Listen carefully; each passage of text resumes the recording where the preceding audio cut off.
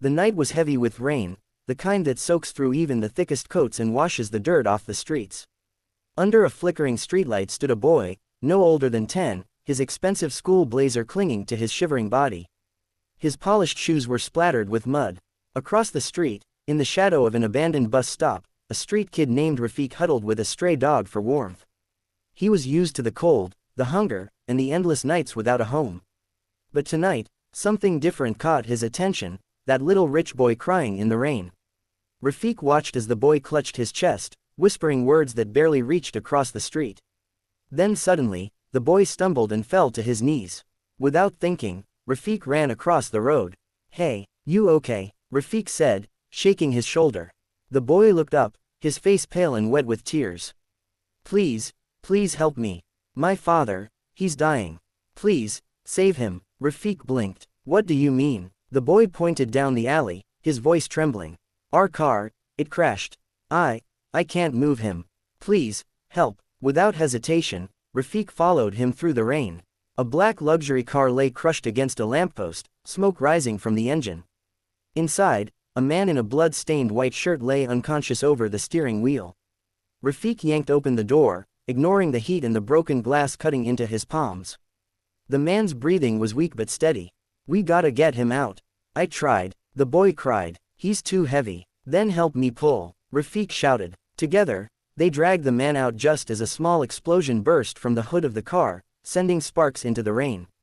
They laid him on the wet ground. Rafik pressed his ear to the man's chest. "He's alive, but we need help." The boy fumbled for his phone, but it was shattered. Rafik didn't have one, of course. He looked around. The street was empty, the rain drowning out everything. "There's an old clinic 2 blocks away," Rafik said. "Come on, help me carry him." The boy nodded, his small hands trembling as he helped lift his father. It took all of Rafik's strength to drag the man through the mud and rain. By the time they reached the clinic, Rafik's breath was ragged, his arms numb. The door was locked. Rafik began pounding on it with all his might. "Help, someone, please." After a moment, an old doctor opened the door, shocked by the sight. "What in heaven, bring him in."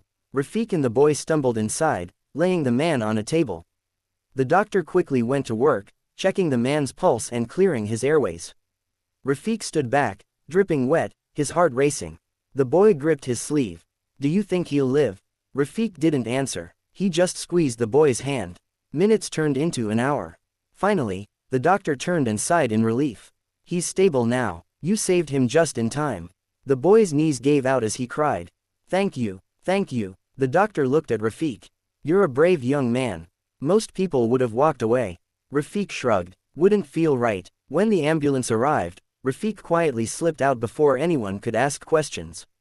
He didn't expect thanks, he was just a street kid. But as he disappeared into the rain, the boy watched him go, memorizing the face of the stranger who saved his father's life.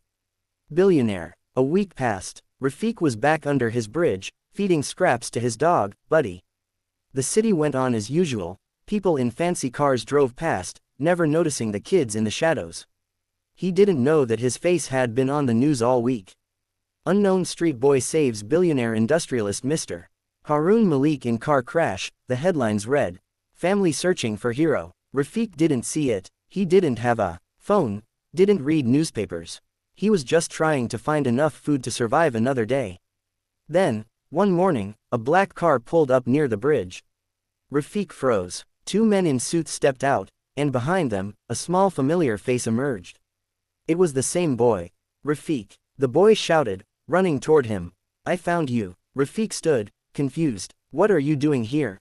"My father wants to see you," the boy said, smiling through tears. "Please come, he's waiting." Before Rafik could argue, the men gently escorted him into the car. It was cleaner and softer than anything he'd ever sat in. He didn't say a word the whole drive, too stunned to speak. They stopped in front of a massive mansion, white marble walls, fountains, and security guards everywhere. Rafik hesitated at the gate. "Go on," the boy said, taking his hand. "You saved him. You belong here." Inside, a tall man in a wheelchair waited by the window, the same man from the car crash, now pale but alive. His eyes softened when he saw Rafik. "You," the man said weakly. "You're the boy who pulled me out." Rafik nodded awkwardly. I just did what anyone would do, sir. The man smiled. No, my boy, not everyone would risk their life for a stranger. Especially not one like me. He motioned to his assistant, who brought out a small box. Inside was a shining medal and a check. This is a token of my gratitude. Rafiq's eyes widened. Sir, I don't need money. It's not charity, the man interrupted. It's opportunity. You live here now, study, and have the life you deserve. Rafiq's voice trembled. Live here, me. The man nodded. You saved my life. Let me save yours. Tears filled Rafiq's eyes. For the first time in years, he felt seen. From that day, everything changed. Rafiq moved into the Malik estate. He went to school with Ion, the billionaire's son, the same boy who had cried in the rain. They became inseparable, brothers in every way that mattered. Rafiq studied hard, not because he wanted wealth, but because he wanted to honor the chance he was given. Years later, Mr. Malik passed away peacefully, leaving behind two heirs, one by blood, one by heart. At the funeral, reporters asked Ion why half the inheritance was given to a former street kid. Ion smiled through tears. Because my father's life belonged to him, and so did his heart. Rafiq stood beside him silently, staring at the sky. He remembered that rainy night, the plea of a desperate child, and the moment that changed both their destinies. Sometimes heroes don't wear capes. Sometimes they wear torn shirts, barefoot in the rain, and still, they save lives.